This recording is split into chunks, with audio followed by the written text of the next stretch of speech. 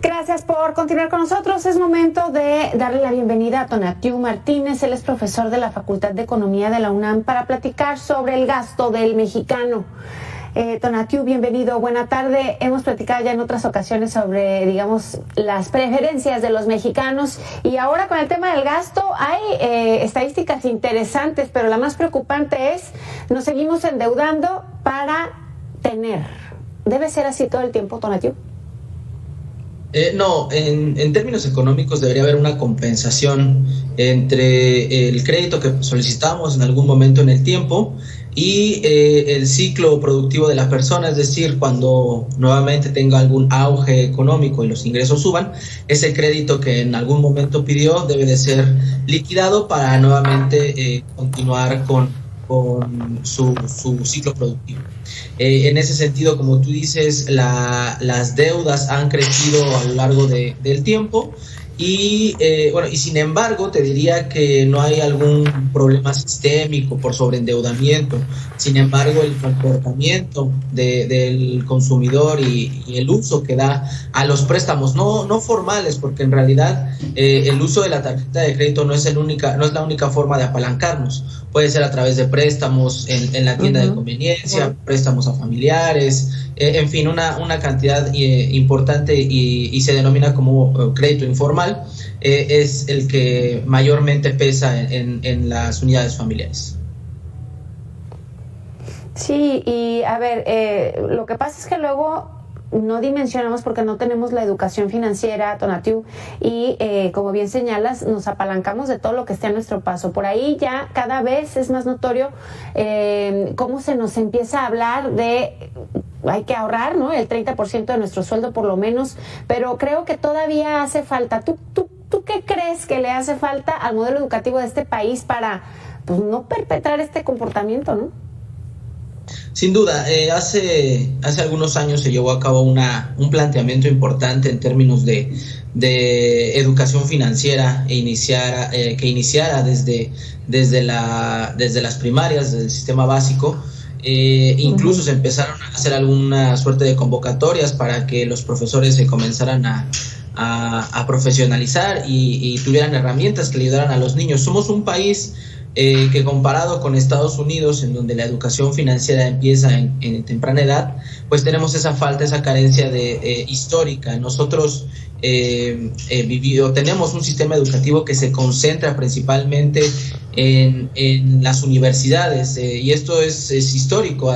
Después de la Revolución Mexicana, lo que se fortaleció en realidad fue la universidad, y quien llegaba a la universidad es quien tenía ciertas ventajas comparativas, y en donde incluso se arreglaban ciertas cosas que en los otros niveles educativos no se arreglaron. Nosotros tendríamos que fomentar desde la educación temprana un programa, un sistema de educación financiera importante, simplemente para llevar las cuentas de lo que gastamos. El gasto hormiga en las familias es muy, muy fuerte. Cuando compras y sales y compras papas, compras refresco, compras X o Y, se van acumulando todos los días gastos importantes, y eso pesa bastante en la olla familiar.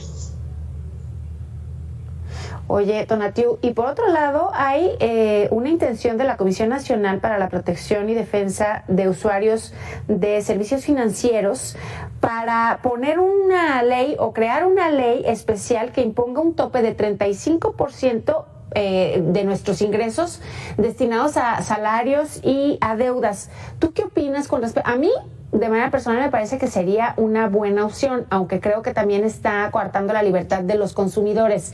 ¿Tú qué crees con respecto a esto? ¿Vendría a beneficiar a pesar de que a algunos no les guste?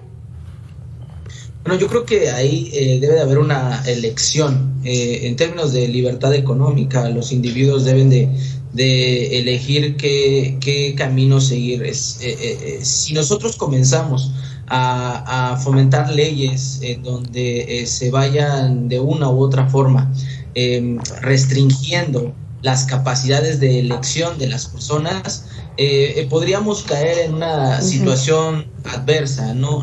Yo creo que acá tiene que ver mucho, sí, como tú mencionas, lo que tienen que hacer los individuos, pero también la otra parte, que hablando del sistema formal de crédito sería la banca.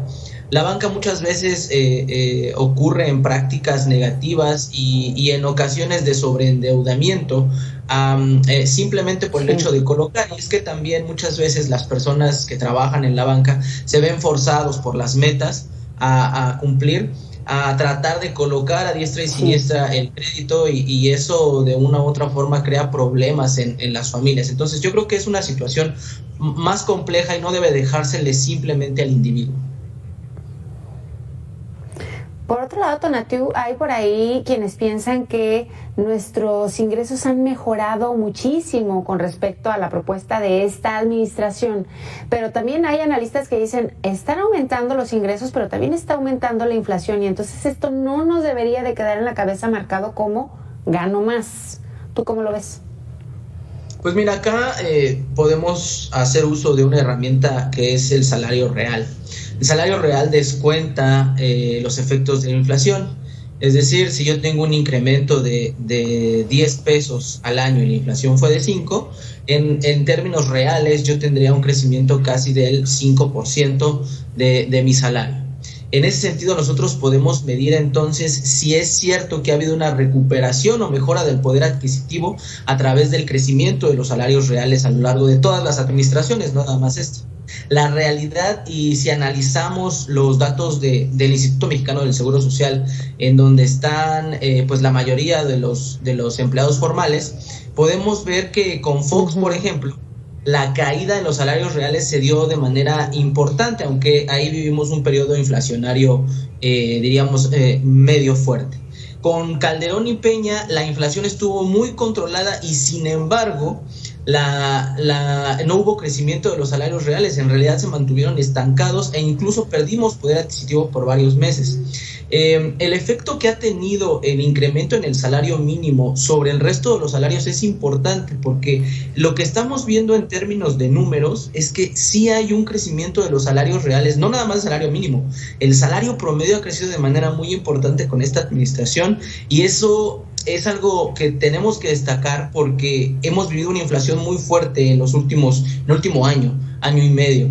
Y a pesar de esa inflación, el salario real sigue creciendo. Entonces, hoy salió una publicación de la CONASAMI muy interesante porque mide cómo se benefició la población a partir del crecimiento de los salarios mínimos, y vemos que comparando estas cifras con las del Coneval, recordarás que el Coneval publicó recientemente cifras de pobreza, y en ellas 5 millones de personas y familias salieron de la pobreza en su conjunto en el país, y mucho tiene que ver con este incremento en los ingresos.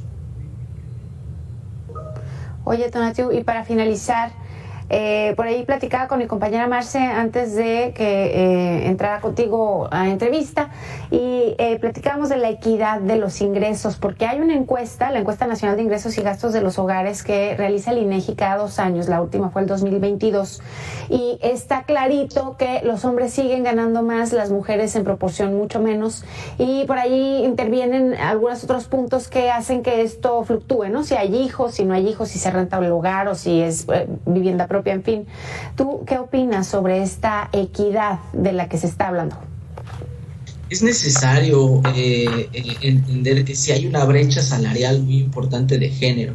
El país históricamente cargó en las mujeres el cuidado de la familia, de los hijos, de los ancianos, el cuidado del hogar en términos del aseo, en fin, tareas que no son remuneradas y que sí representan un esfuerzo y un trabajo sin los cuales las familias no podrían funcionar.